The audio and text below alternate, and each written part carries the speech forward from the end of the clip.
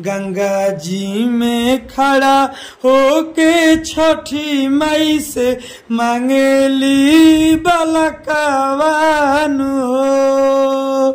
गंगा जी में खड़ा होके छठी माई से मांगेली बलकवान हो। जय माता दी। कैसे सिंगर भाई लोग, फाइनली ये जो गाना लिखे हैं ना, छठ पूजा गीत लिखे हैं 2024 के लिए, छठी माई से मांगेली बलकवा न्यू ट्रैक दोस्तों नया अंदाज में लिखे हैं। पारंपरिक गीत छठ पूजा गीत लिखे हैं। गारंटी के साथ कहते हैं कोई भी सिंगर इस गाने को गाएगा तो दोस्तों बजने से कोई नहीं रोक सकता है, हम गारंटी के साथ बोलते हैं। हम जो गाना ये लिखे हैं ना बिल्कुल फ्री में लिखे हैं। आप सिंगर हैं तो आप इस गाने को गा सकते हैं दोस्तों, रिकॉर्डिंग करवा सकते हैं। बिल्कुल हम ये गाना फ्री में लिखे हैं। चलिए फ्री वाला गाना स्टार्ट करते हैं। पूरा वीडियो को फुल देखिए, हम गाना को स्टार्ट कर रहे हैं। स्क्रीन पर देखिए, लेट्स गो।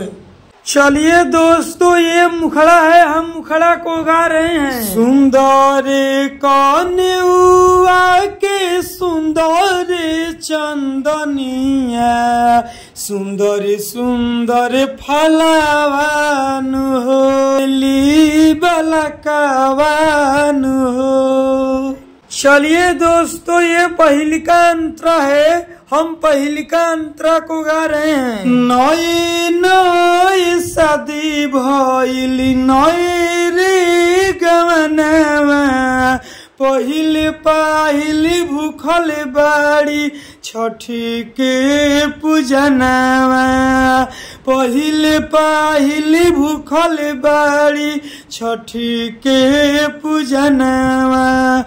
नई नई शादी भइल नई रे गवनवा, पहिल पाहिल भूखल बाड़ी छठी के पूजनवा, पहिल पाहिल भूखल बाड़ी छठी के पूजनवा। रात भर बैठ के गईली गीतियानु हो, सितिया परेला हो। गंगा जी में खड़ा होके छठी माई से मांगेली बलकवान हो। गंगा जी में खड़ा होके छठी माई से मांगेली बलकवान हो। चलिए दोस्तों ये दूसरा का अंतरा है, हम दूसरा का अंतरा को गा रहे हैं। गैया के घिवा लेके दिया न जलैली, राजा सिंहनिया से गीत लिखवैली, राजा सिंहनिया से गीत लिखवैली। गैया के घिवा लेके दिया न जलैली, राजा सिंहनिया से गीत लिखवैली, राजा सिंहनिया से गीत लिखवैली। ओइले सुदमा गावे छठी माई के गीतिया गीतिया सुनेली हो। दोस्तों जहाँ सुदामा लिखा हुआ है तो फाइनली सुदामा भाई ने कमेंट बॉक्स में कमेंट किए थे कि राजा भैया गाने में मेरा नाम डालिएगा सुदामा। तो भाई फाइनली देखिए दोस्तों सुदामा भाई को गाना में नाम डाल दिए हैं और इनके लिए गाना भी लिख दिए हैं छठ गीत का। तो अगर आप भी सिंगर हैं अपने लिए गाना लिखवाना चाहते हैं तो आपको करना क्या पड़ेगा, चैनल पर नए हैं तो सब्सक्राइब कर दीजिए, लाइक कर दीजिए और कमेंट बॉक्स में आप अपना नाम लिखिए कि आपका नाम क्या है। अगली वीडियो बनाएंगे तो उस गाने में आपका नाम ले लेंगे और आपके लिए गाना भी लिख देंगे, ठीक है ना। तो आप भी कमेंट बॉक्स में अपना नाम लिखिए।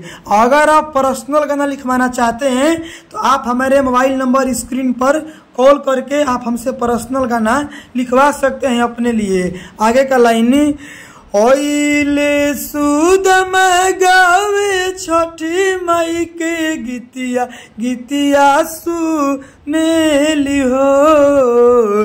गंगा जी में खड़ा होके छठी माई से मांगेली बलकवान हो। गंगा जी में खड़ा होके छठी माई से मांगेली बलकवान हो। चलिए दोस्तों, गाना समाप्त हो गया है। अब मेरा बतिया को ध्यान से सुन लीजिए। आप सिंगर हैं, चाहते हैं कि नहीं राजा भाई हम इस गाने को नहीं गाएंगे जो आप डाले हैं यूट्यूब पर, हम अपने लिए पर्सनल गाना लिखवा कर गाएंगे, इनसे बढ़िया इनसे बेस्ट।